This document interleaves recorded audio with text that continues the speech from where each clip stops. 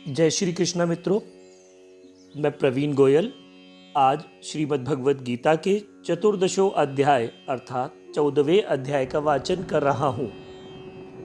इस अध्याय में सत्व, रज और तम इन तीनों गुणों के स्वरूप का, उनके कार्य, कारण, शक्ति का तथा वे किस प्रकार किस अवस्था में जीवात्मा को कैसे बंधन में डालते हैं और किस प्रकार इनसे छूटकर मनुष्य परम पद को प्राप्त हो सकता है तथा इन तीनों गुणों से अतीत होकर परमात्मा को प्राप्त मनुष्य के क्या लक्षण हैं, इन्हीं त्रिगुण संबंधी बातों का विवेचन किया गया है। पहले साधन काल में रज और तम का त्याग करके सत्व गुण को ग्रहण करना और अंत में सभी गुणों से सर्वथा संबंध त्याग देना चाहिए। इसको समझने के लिए उन तीनों गुणों का विभाग पूर्वक वर्णन किया गया है, इसलिए इस अध्याय का नाम गुण त्रय विभाग योग रखा गया है। श्री भगवान बोले, ज्ञानों में भी अति उत्तम उस परम ज्ञान को मैं फिर कहूंगा जिसको जानकर सब मुनिजन इस संसार से मुक्त होकर परम सिद्धि को प्राप्त हो गए हैं। इस ज्ञान को आश्रय करके अर्थात धारण करके मेरे स्वरूप को प्राप्त हुए पुरुष सृष्टि के आदि में पुनः उत्पन्न नहीं होते और प्रलय काल में भी व्याकुल नहीं होते। हे अर्जुन, मेरी महत ब्रह्म रूप मूल प्रकृति संपूर्ण भूतों की योनि है अर्थात गर्भाधान के स्थान है और मैं उस योनि में चेतन समुदाय रूप गर्भ को स्थापन करता हूँ। उस जड़ चेतन के संयोग से सब भूतों की उत्पत्ति होती है। हे अर्जुन, नाना प्रकार की सब योनियों में जितनी मूर्तियां अर्थात शरीरधारी प्राणी उत्पन्न होते हैं, प्रकृति तो उन सब की गर्भ धारण करने वाली माता है और मैं बीज को स्थापन करने वाला पिता हूँ। हे अर्जुन, सत्वगुण, रजोगुण और तमोगुण ये प्रकृति से उत्पन्न तीनों गुण अविनाशी जीवात्मा को शरीर में बांधते हैं। हे निष्पाप, उन तीनों गुणों में सत्व गुण तो निर्मल होने के कारण प्रकाश करने वाला और विकार रहित है। वह सुख के संबंध में और ज्ञान के संबंध से अर्थात उसके अभिमान से बांधता है। हे अर्जुन, राग रूप रजोगुण को कामना और आसक्ति से उत्पन्न जान।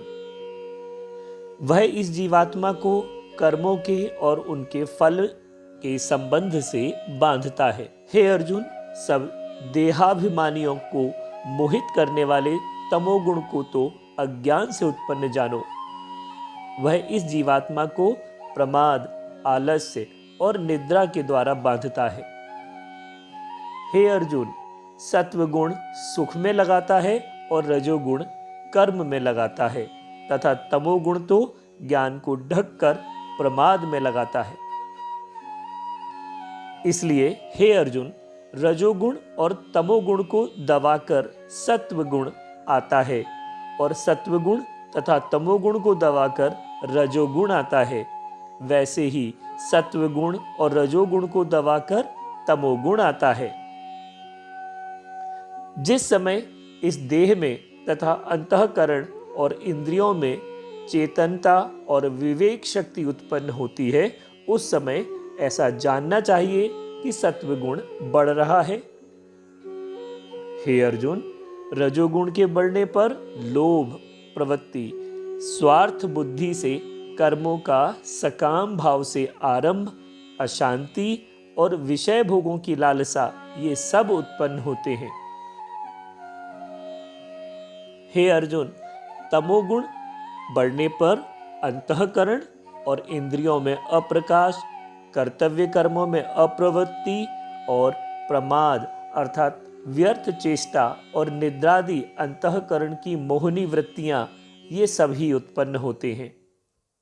जब यह मनुष्य सत्वगुण की वृद्धि में मृत्यु को प्राप्त होता है, तब तो उत्तम कर्म करने वालों के निर्मल द्रव्य स्वर्गादि लोकों को प्राप्त होता है। रजोगुण के बढ़ने पर मृत्यु को प्राप्त होकर कर्मों की आसक्ति वाले मनुष्यों में उत्पन्न होता है तथा तमोगुण के बढ़ने पर मरा हुआ मनुष्य कीट, पशु आदि मूढ़ योनियों में उत्पन्न होता है। श्रेष्ठ कर्म का तो सात्विक अर्थात सुख, ज्ञान और वैराग्य आदि निर्मल फल कहा है। राजस कर्म का फल दुख एवं तामस कर्म का फल अज्ञान कहा है।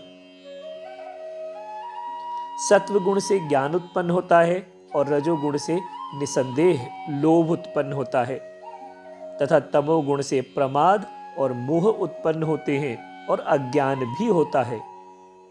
सत्वगुण में स्थित पुरुष स्वर्गादि उच्च लोकों को जाते हैं। रजोगुण में स्थित राजस पुरुष मध्य में अर्थात मनुष्य लोक में ही रहते हैं और तमोगुण के कार्य रूप निद्रा, प्रमाद और आलस्यादि में स्थित तामस पुरुष अधोगति को अर्थात कीट, पशु आदि नीच योनियों को तथा नरकों को प्राप्त होते हैं। जिस समय दृष्टा तीनों गुणों के अतिरिक्त अन्य किसी को कर्ता नहीं देखता और तीनों गुणों से अत्यंत परे सच्चिदानंद घन स्वरूप मुझ परमात्मा को तत्व से जानता है, उस समय वह मेरे स्वरूप को प्राप्त होता है।